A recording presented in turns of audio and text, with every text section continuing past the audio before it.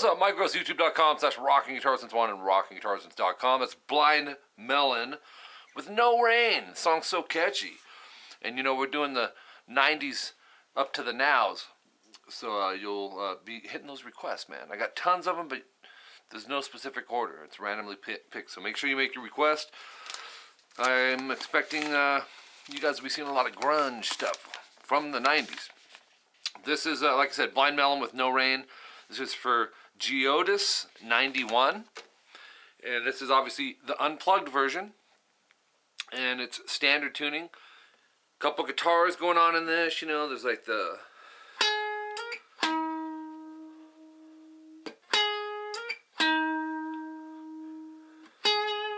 which is actually another guitar. I'll show you that just because. But mainly we're gonna focus on the chord progression here and the strumming that's going on. Like I said, it's standard tuning. But let's start with this because it's a catchy melody. 14G. You're gonna do a whole step sharp slide, or whole step slide sharp, which is basically, it's a lot of words just telling you, pick fret 14, slide it 2 frets. When you slide, be sure to keep hard pressure into the fretboard. And then grab the 14D, and do that twice. And then go 14G, 14D. But that's actually being played over this, which is an E major to D major up here. So you want to go 7A with your first finger when we need the 9th fret on the D, G, and B. Couple options you have. One is to use your 3rd finger to bar those 3, or your pinky, or you can even grab 2 with this and drop your pinky under. You can do this. There's different ways. I suggest getting used to the double bar concept. I know that looks like it's barring. It's serving as a mute down here. But really the bar is coming into play over here. Experiment with it, okay? So you can hit all the strings. The high E should be muted. You're going to do that twice. Maybe check it as an arpeggio first. So, and if they're clear, you're good. 2, 3, again. 2, 3, 4. Then the strum pattern. This isn't super consistent, but I got to give you a guide. This is one of them. The beat and the overall feel is important. It's defining this song. Start with the open E. And then we're going to go back to this E chord that we started the song with and go down, down, up, fret hand mute.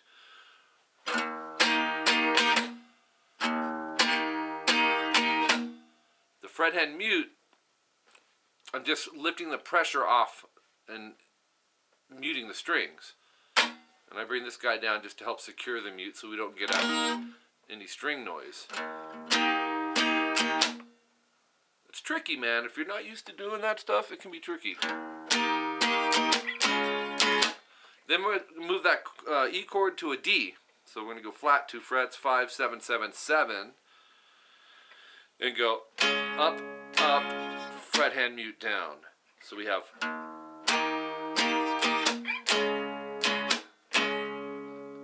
and then another up, up, down, up. That's really your pattern.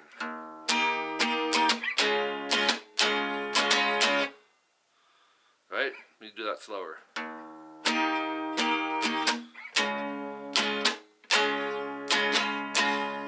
See that up, down, up on the end there. Those mutes get overlooked a lot with guitar players that haven't been playing for a long time. A lot of times we just adapt and we're able to graduate into that stuff. But I like to point those things out so you can start working on them now. Why not, you know? So that's your first part. When you're going through the strum, don't worry about the low E. Just on your initial, when you come in, just touch underneath of it.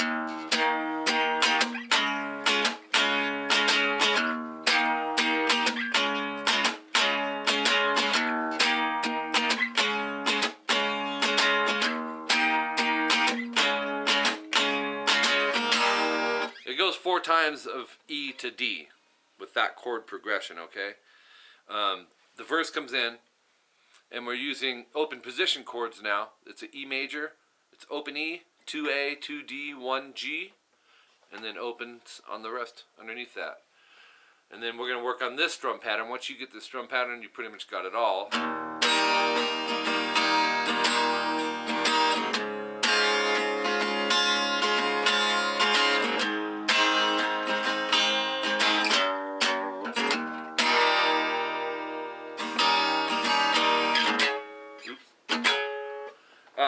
Towards the end, we got to cut some things out.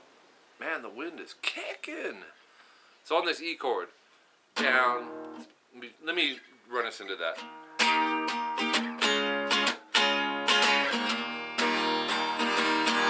Down, down, down, up, down, up, down, down, up, down, up. It's a long strum.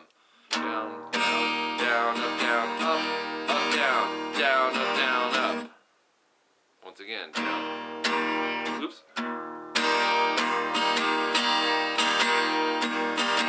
Get used to that strum even if you have to stay on that chord. Apply that strum to D major. From the bottom up, it's 2, 3, 2, open, open, thumb, mute the low E. Same strum.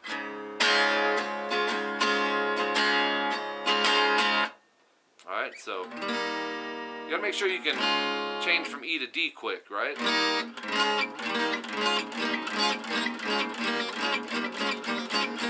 It doesn't have to be that quick, but I'm just saying. Work on your chord transitions. A major is next. Open A, second fret on the D, G, and B, and open high E. And my thumb's muting the low E. The A major has an E in it, so, but I don't think he's doing that in there. So if you can find a way to mute it, it's easier, I think, than to try to not strum it. Down, down, let's see. Down, down, up, down, up, down. Down, down, down, up, down, up, down. And then third fret E twice, and I like ups on that. It feels right. And then up, down. And on that down is going to be a open E.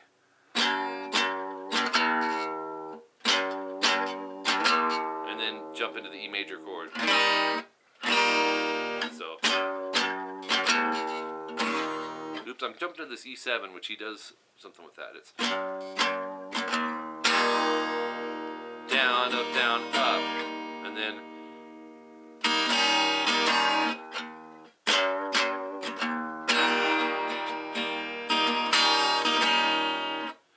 to go from E major to E7, he does this little transition between the two chords. It's not critical. You could just do the complete strum pattern through it 2 times, which double what you did on this, and be fine. Or you can just, you know what I mean? Actually, no, it'd be 1 time through. I'm sorry. But to transition E major to E7, you're 3/4 of the way there when you're playing E major. We just got to drop the pinky to 3B.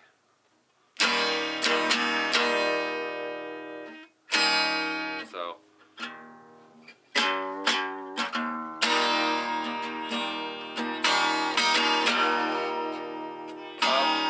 Lift your pinky off, bring it back down, bring it off. So 7th major. And then like a frethead mute based off the top couple strings. The reason I say a couple is I don't want you to stick it through a microscope. A mute is a mute. But there is a difference between hitting all of them. Just aim for a couple strings. And there's a natural harmonics that take place on fret 7 on the D and G. To do those, if you're not used to them, you can work on them per individual string, and it's light, and I mean real light pressure above the actual fret bar itself on fret 7. And you want to pick kind of hard here, and then see, it should keep ringing. You could try that on the G. If you're slightly off, see what happens? It's got to be right above it. So that's the individual way to approach it. The ultimate way that they're doing it is as a bar. So in other words, there's 2 natural harmonics going on at once. 7th fret on the D and G, just bar it, which obviously that bar can't be offset. Keep it straight. Or off on the side, but it's got to be in a straight line with the fret wire. Oops.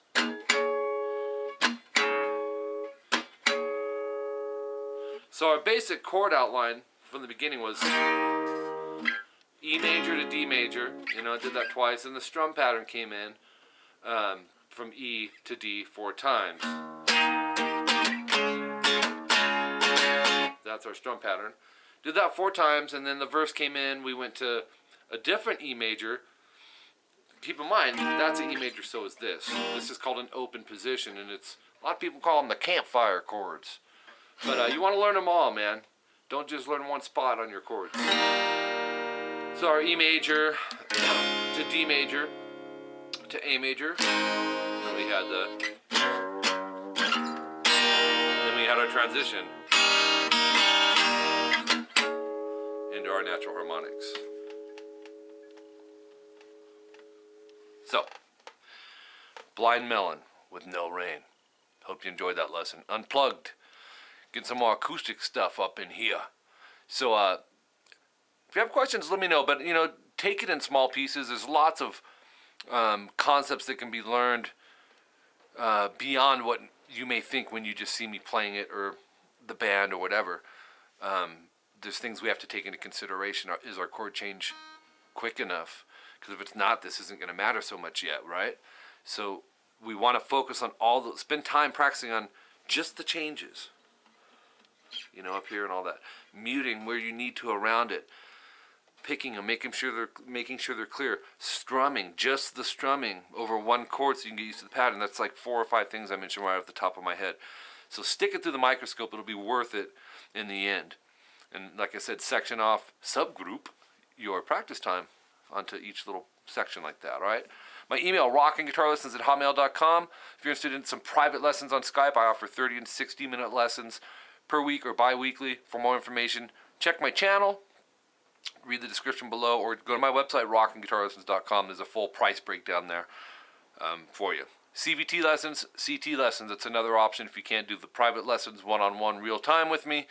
It's me behind the scenes getting your custom lessons, and they're very detailed. You just let me know what it is you want to learn, and I get to work on it. And they're detailed. Rather than talk about it here, I'll just have you go check it out on my website or search on YouTube, you know, Mike Gross CVT lesson, and read up about it as well. And, you know, recently I started the Instagram thing. Still getting used to it. Don't quite get it. That's all right. I'm a slow learner with that stuff, but I'm coming along. But be sure to add me there, Rockin' Guitar Lessons. Twitter at Rockin' Guitar Less, that's with 1 S. And Facebook.com/Rockin' Guitar Lessons. And obviously be sure to subscribe to this channel. Can't emphasize enough. Subscribe. Click the notifications link so it'll let you know every time I've got a lesson uploaded, you'll be aware of it. This channel's really active, so get involved, guys. Of course, comments are always welcome. Share this stuff on your social media outlets. Take your time. Keep rocking. Till next time, I'm Mike Gross. See ya.